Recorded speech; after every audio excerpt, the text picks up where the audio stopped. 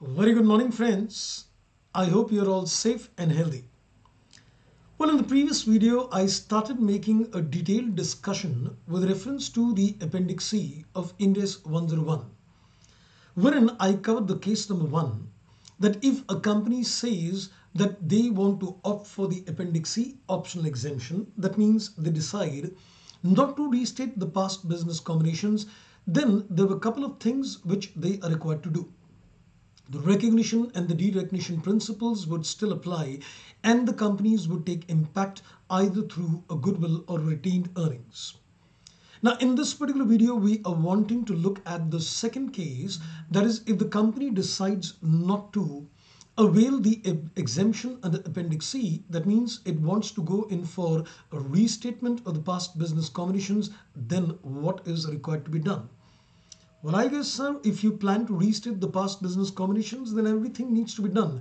You need to apply the concept of Ind AS 103 as it would have been.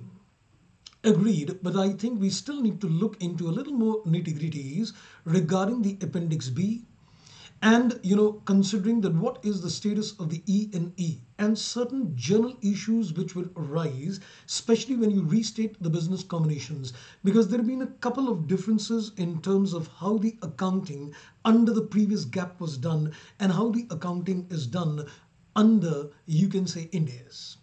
Let's find this out in detail in this particular video. If you do not avail the Appendix C exemption, then what is to be done? जो बच्चे CA intermediate के लिए मई 22 या उसके आगे नवंबर 22 की तैयारी कर रहे हैं, आपके लिए एक खुश खबरी। अनअकैडमी पर आ रहा है कम्पैक्ट कंपटीशन, और इस बार और जोरों शोरों से।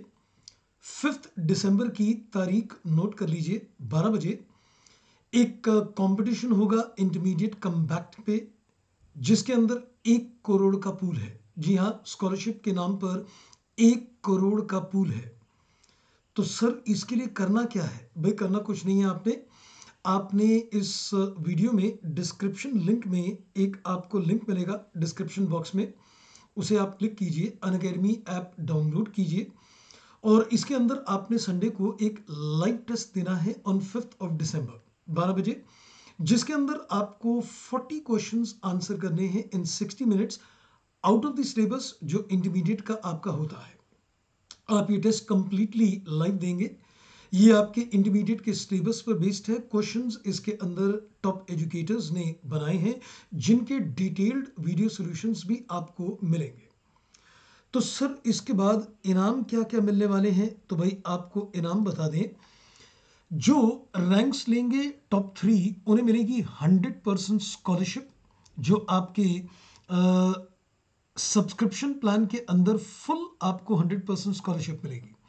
जिनकी रैंक 4 to 10 आएगी, उन्हें 75% स्कॉलरशिप मिलेगी, और जिनकी रैंक 11 to 50 आएगी, उन्हें मिलेगी 50% स्कॉलरशिप, और ऐसे ही जिनकी रैंक 51 to 200 आएगी, उन्हें भी 25% स्कॉलरशिप इसके अंदर मिलेगी।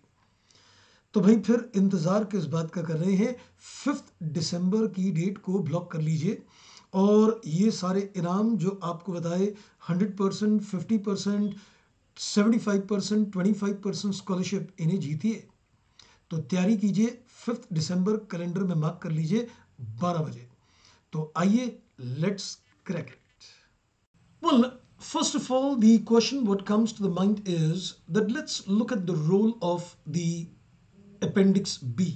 Now, if you remember that Appendix B of Ind AS 101 is talking of, you can say, the mandatory exceptions, which prohibits that retrospective application is not to be done. So the question rises that if a company is saying that it does not want to avail the exemptions in Appendix C, then what is the status of the Appendix B? Well, the mandatory exceptions relating specially to the NCI, because when you're restating the business combinations, then NCI is of course got a role. And as far as the restatement of the business combination is concerned, the mandatory exceptions would continue to apply for all those business combinations, which are restated. So we can say that all those transactions that occurred prior to the date after which all past business combinations are restated. So we would continue to apply the Appendix B, mandatory exceptions. Second, what about the optional exemptions which are given in Appendix D? Though we've not yet covered Appendix D, but as you remember that there are Appendix C and D which deals with optional exemptions. C is dealing with the business combinations and D is dealing with other standards. Now, as far as the optional exemptions under the Appendix D is concerned, you need to pick them case by case. Like for example, when you're looking at the concept of a deemed cost applicable to PPE, intangibles, ROU assets and investment properties, you need to be a little careful in terms of whether you want to avail those exemptions or not, because it could lead to a lot of consequential impacts when a consolidation is being done. Because we also need to see, and which we're going to see in some coming video, that if a parent company says, I want the exemption under Appendix C, the subsidiary says, no, I don't want the exemptions. Now, is that possible? Does that create any kind of accounting issues for us? We'll discuss that later. So we can say mandatory exceptions of Appendix C continue to apply.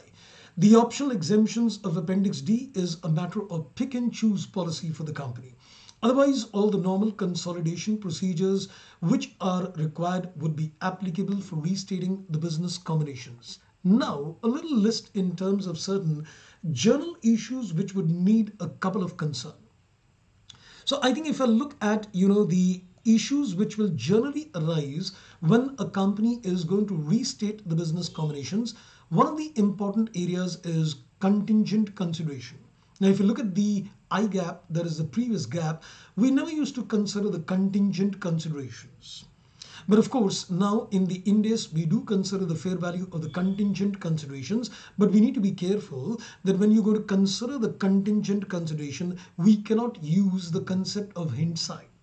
If you remember, I spoke about the concept of hindsight when we were talking in terms of errors in terms of Ind AS 101, one of the very earlier videos where I was talking in terms of the estimates.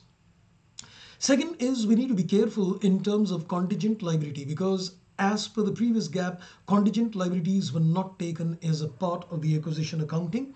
But now, as per Ind AS, if these contingent liabilities are something which is, supposed to be a present obligation and they have a fair value which is determinable, we need to consider them as a part of the acquisition accounting.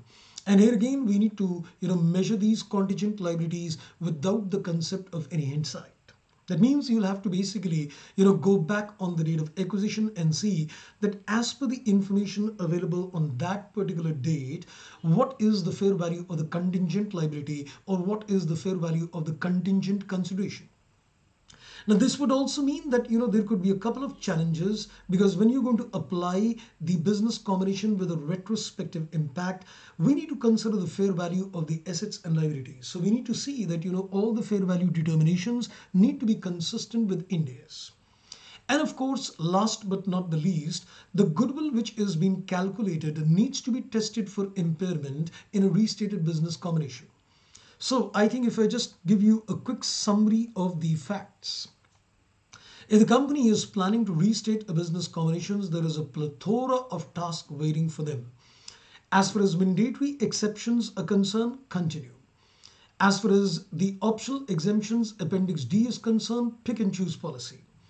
As far as the consolidation procedures are concerned, normal consolidations would apply. And for the journal issues, contingent consideration needs to be taken, no hindsight.